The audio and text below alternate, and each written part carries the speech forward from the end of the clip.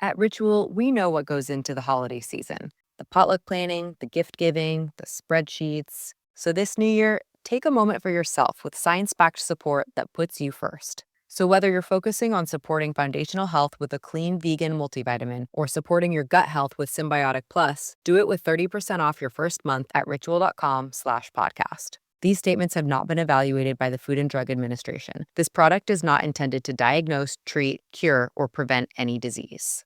Other shows we have for you to enjoy at myclassicradio.net. The Avengers was most certainly not a household name in South Africa prior to the radio series. With no national television service until 1976, the mechanism simply was not present in the country to show television programs to mass audiences.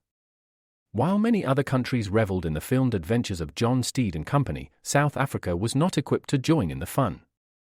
The series took Britain by storm and made a major impression in the American markets, being that greatest of rarities, a British series given a network transmission slot. However, as a filmed series, rather than a videotaped one, The Avengers was able to gain a modicum of exposure in South Africa through film rentals. Come and listen at myclassicradio.net.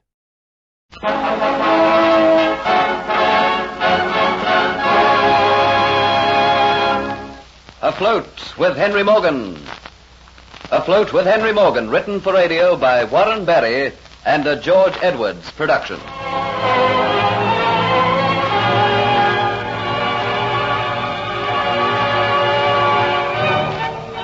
Dolores, masquerading as Sir Thomas's kinswoman, Antoinette de Lacy, induces Geoffrey Hunter to fall in love with her, so that he will tell her Henry Morgan's immediate plans. He tells her that Morgan intends raiding a town on the Nicaraguan coast and is only awaiting official particulars before sailing. Dolores realizes that the time is running short, so she contacts Diaz to impress upon him the urgency of stealing the Aztec necklet. When Diaz learns that Geoffrey is the only one who knows of the hiding place of the necklet, he vows that it will be upon Geoffrey that Morgan's wrath will fall. I care not what Morgan thinks or whom he trusts. All I want is the Aztec necklet and to trap Henry Morgan. You could not have any idea just how much it means to me to know that Hunter will get the blame of taking the necklet. No matter how much he protests innocence, Morgan will never believe him. And when I disappear and go back to Cuba, Morgan, knowing how friendly I have become with Hunter, will have his suspicions turned to certainty. But Morgan might get the news for which he is waiting at the moment. We have not got much time. But how to find the hiding place? Couldn't you get Hunter to tell you? No. He has told me all I have learned without realizing it. But if I should question him about the Aztec necklace, he would notice my interest, and that is something I do want. How is it that you have got Hunter to tell you so much? That is too simple. You men are all such fools.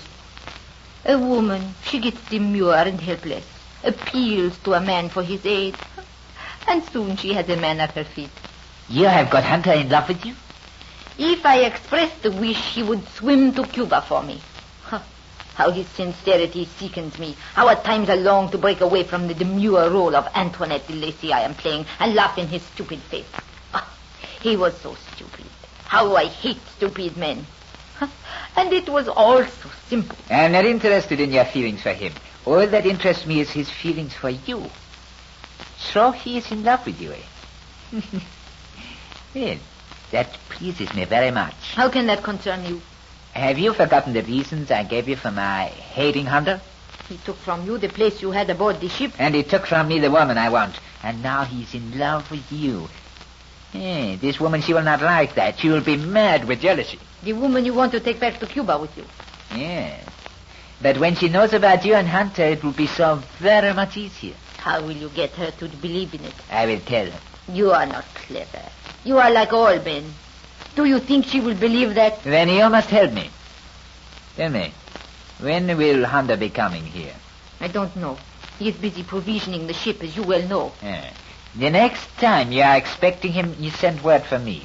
So? And when he comes here, take him out into the garden. Make sure he makes love to you. That'll be sufficient. I think I understand. Yes, that is simple enough. Good. And now to talk more of the Aztec necklet.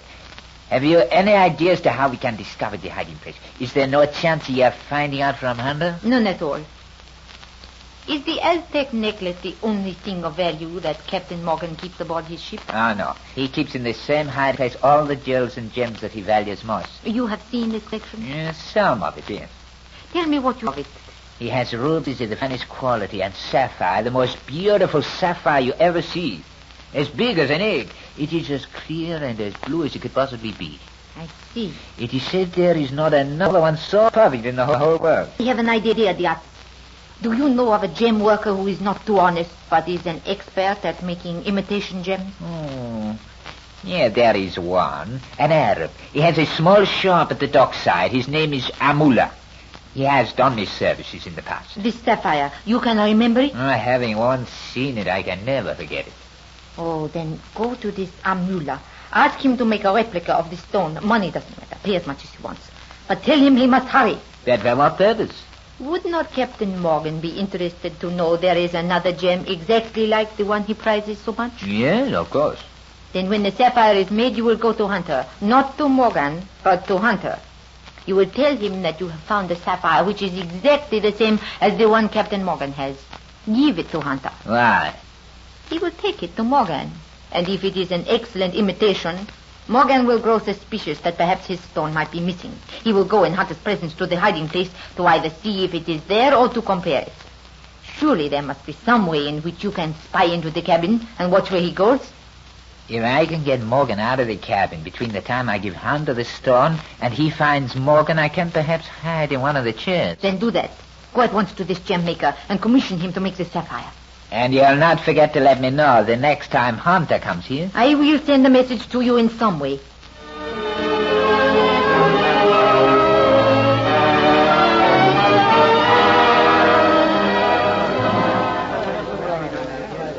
You got time to talk to me, Kitty? Don't you come worrying me tonight, dear, as I'm not in the mood for the likes of you. Maybe you're really worried, eh? Maybe you'll not see Jeffrey Hunter for a little time, eh? Forget about your business before I lay you cold with this pewter mug. I want none of your drunken boastfulness about me. I don't boast. Everything I say be true. Look at all these men here tonight. All their lives they'll be buccaneers, but he is different. He will soon be a great man. You'll see. Maybe then you'll be pleased to have Fiat take notice of you, eh? But of course when that happens, you'll have no choice because, Kitty, you'll be with me. You'll not be in this tavern, no. Now you'll be a long way away. I have big plans for you. I tell you, you will come to me eventually, and you will see that, Sonny, you have no choice. What have you got hatching in that cunning brain of yours? You come and tell me quickly. You have not seen Hunter in a long while, eh? He has not been near you. And I tell you why he's not been to see you. He has found someone else. That's a filthy lie. I don't believe you. Then where's he been his last few nights? He went out of town to Sir Thomas's plantation. That was only for one night. What about since he came back, eh? Well, I'll tell you where he's been. He has been in the warm embraces of Antoinette de Lacy. Oh, take that for your lying. You will be sorry for doing that. But it will wait until you are away from here with me, and there's no one to come to your aid. And Hunter's worthless body has been thrown into the harbor with a knife in his back. You lie, Diaz, you lie. Do you think I don't know what's happening to the Flying Gull and why there's no one here from the ship tonight? Do you think I don't know that they're busy loading provisions and that's why Jeffrey Hunter can't come? Because he's working the same as you should be. Get out of this tavern, do you hear me? Get out before I lay your skull open with this pewter mug and start another brawl. Go and get your face out of here. I don't want to see you again. Through the alcoholic fumes which are clouding his mind, Diaz fears perhaps he has already said too much. And to look at Kitty with her green eyes blazing and all color drained from her face warns him that she has every intention of carrying out her threat. Confident of his ultimate triumph, he lets a faint echo of laughter fall from his lips. He swaggers arrogantly from the tavern. For a moment, Kitty stands tense, looking at the doors which swing after allowing him to pass. Then suddenly the insinuations he has said seep back over her mind. Her every instinct flashes a warning of danger. Danger. Danger to me and to Jeffrey. Jeffrey, I know Dietz was lying. Jeffrey's working hard on the ship, and that's why he's not been. But is he working hard on the ship? What if he is with Antoinette de Lacy? He's never said he loved you, Kitty. But he must, because I love him so much. But a doubt lingers in her mind. There is only one way its voice can be stilled. Snatching a shawl, she throws it over her head and lets the doors swing shut behind her. Never giving a thought to a fresh punishment for leaving her post, knowing only that the voice of doubt must be stilled. The quayside and the Flying Gull show a strange and almost unreal scene. Many braziers send long yellow flames high, making a circle of flickering light in the darkness of the night. On the quayside is a decreasing jumble of provisions. A keg of salted meat rubs against a barrel of dry biscuits. Her bags of flour lie distractedly like limp and drunken men amongst kegs of gunpowder and cannonballs. And over from the ship comes a line of men, like ants, to sort their load from the jungle, and with shoulders laden down, track back into single line to the ship. The air is full of men's voices, curses and oaths.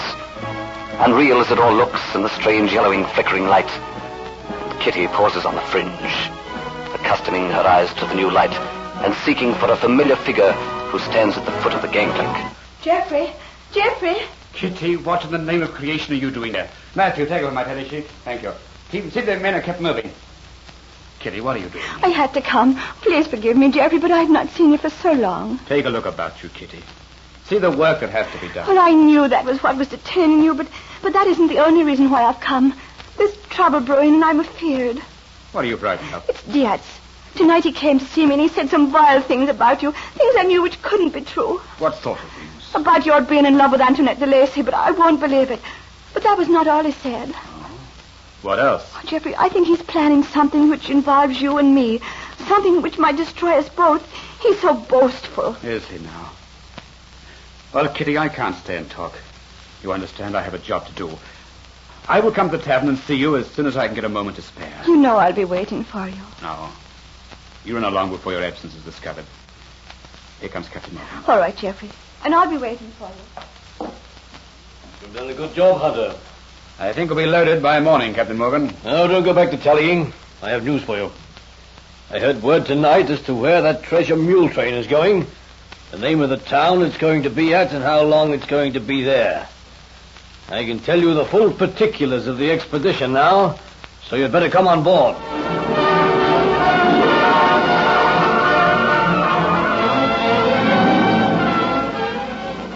So Geoffrey is about to learn the full details of the expedition. Will he be foolish enough to repeat them to Dolores? Listen to the next episode of Afloat with Henry Morgan.